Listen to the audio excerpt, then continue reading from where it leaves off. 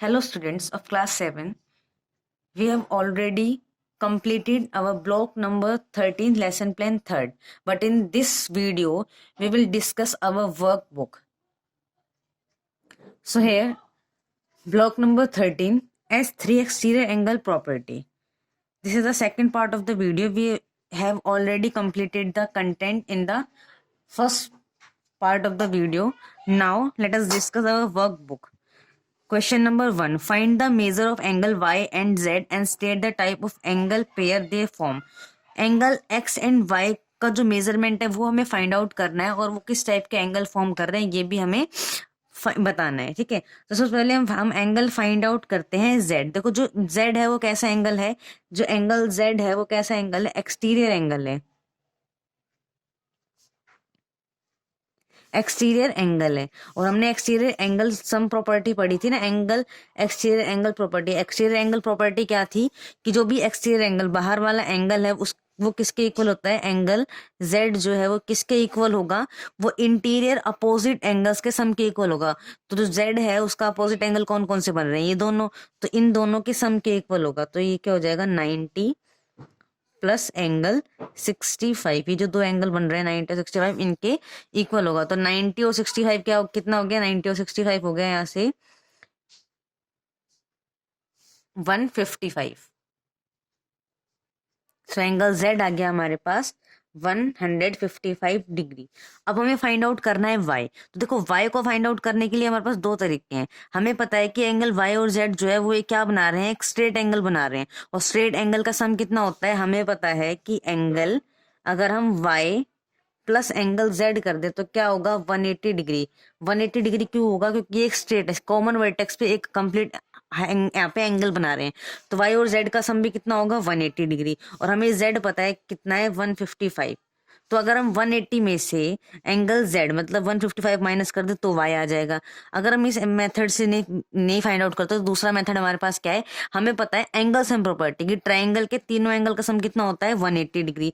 तो ट्राइंगल के तीनों एंगल कौन कौन से हो गए, एंगल एक तो 90 है, एक 65 है। चलो यहाँ पर लिखते हैं, एक एंगल है 90, एक है 65 और एक हमें फाइंड आउट करना है जो कि है एंगल y। तीनों का सम कितना होता है, 180 डिग्री।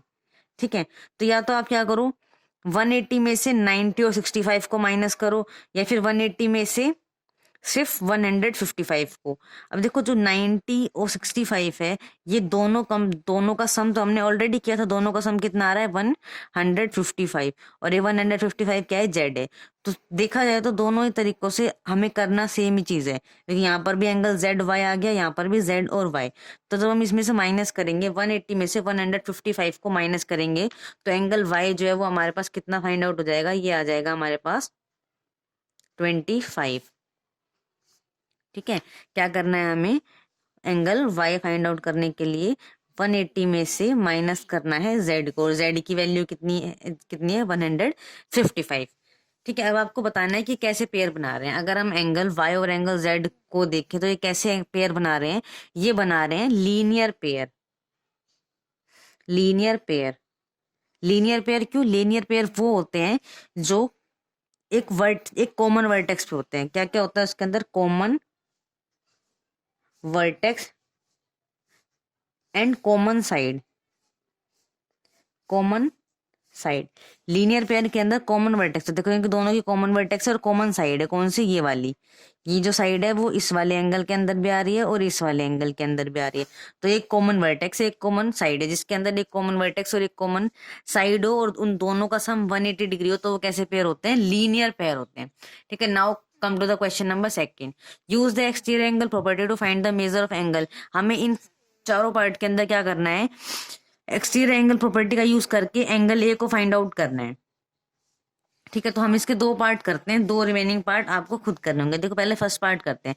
फर्स्ट पार्ट में एंगल ए ये है। अब एंगल ए के लिए हमें इंटीरियर एंगल्स पता होने चाहिए, लेकिन हमें इसके अंदर इंटीरियर एंगल्स नहीं पता, तो हम इसको बिना एक्सटीरियर एंगल प्रॉपर्टी के फाइंड आउट करेंगे। कैसे करेंगे, हमें पता है कि ये जो एंगल बन रहे हैं, ये वाला एंगल और ये वाला एंगल, ये कैसे एंगल है, लीनियर पेयर है। हमने ऊपर अभी स्टडी किया था कैसे है, लीनियर पेयर। और लीनियर पेयर का सम क्या होता है, 180। तो इन दोनों का सम कितना होगा, 58 प्लस में एंगल ए, का सम कितना होगा 180 डिग्री। और अगर हमें एंगल ए यहाँ से फाइंड आउट करना है तो क्या हो जाएगा, angle A equals to 180 degree minus 58 हम इसमें से माइनस कर देंगे तो हमारे पास ये वाला एंगल आ जाएगा।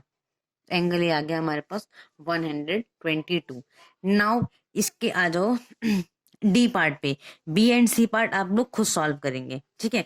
देखो जो ये बी पार्ट है इसके अंदर भी एक कॉमन साइड है और कॉमन वर्टेक्स, और यहाँ पर टोटल कितने का बन रहा है 180 डिग्री। तो अब क्या करना है, 180 में से 60 माइनस करेंगे तो ए फाइंड आउट हो जाएगा। सिमिलरली आपको यहाँ पर कौन सा एंगल फाइंड आउट करना है, ये एंगल फाइंड आउट करना है, ठीक है। और ये जो एंगल है वो कैसे निकलेगा, एक्सटीरियर एंगल क्या है 140, और 140 किसके इक्वल होगा 40 और ए के equal.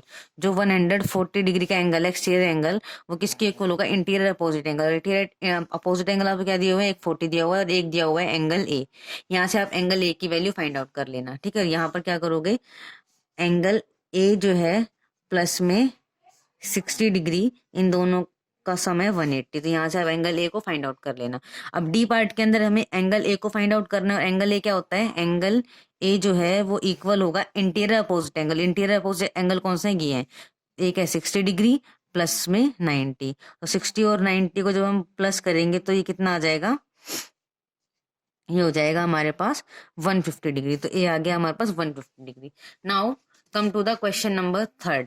What is the measure of angle 1, 2, 3 in the given figure. हमें इसके अंदर 1, 2 और 3 तीनों को अलग अलग फाइंड आउट करना है कि इनका मेजरमेंट क्या है। सबसे पहले हम एंगल 1 को करते हैं। देखो एंगल 1 को फाइंड आउट करने के लिए एंगल 1 जो है वो किसके इक्वल होगा, एंगल 1 एक्सटीरियर एंगल है, और एक्सटीरियर एंगल की प्रॉपर्टी हमने पढ़ी थी क्या होती है, एक्सटीरियर एंगल जो है वो इक्वल होता है इंटीरियर अपोजिट एंगल के। तो 1 का इंटीरियर अपोजिट एंगल कौन सा है, एक तो ये 57 और एक है 64, तो हो जाएगा 57 प्लस में 64, इन दोनों को ऐड कर दो, आपके पास आ जाएगा एंगल 1, ठीक है। अब हमें फाइंड आउट, आपको सॉल्व करके लिख लेना। एंगल सेकंड क्या है, एंगल 2। एंगल 2 हम किसके इक्वल आएगा, ये एंगल 2 भी एक्सटीरियर एंगल है, और एक्सटीरियर एंगल का सम किसके इक्वल होता है, इंटीरियर अपोजिट एंगल के अंदर इक्वल। तो इसके लिए इंटीरियर अपोजिट एंगल कौन कौन से हुए, 59 एंड 75, तो ये किसके इक्वल हो जाएगा 59 प्लस 57, सॉरी 57, इन दोनों को ऐड करोगे तो एंगल 2 आ जाएगा आपके पास। Now angle 3। एंगल 3 किसके इक्वल है, एंगल 3 भी एक्सटीरियर एंगल है, और इसके लिए इंटीरियर अपोजिट एंगल कौन कौन से हो गए, 59 एंड 64। 59 प्लस 64, इसको सॉल्व कर लेंगे तो हमारे पास क्या हो जाएगा, एंगल 1, 2, 3 की वैल्यूज फाइंड आउट हो जाएगी। नाउ आपका जो ब्लॉक नंबर 13 है वो कंप्लीट हो गया। Now your homework is you have to complete your work book S1, S2 and S3 complete करनी है आपको,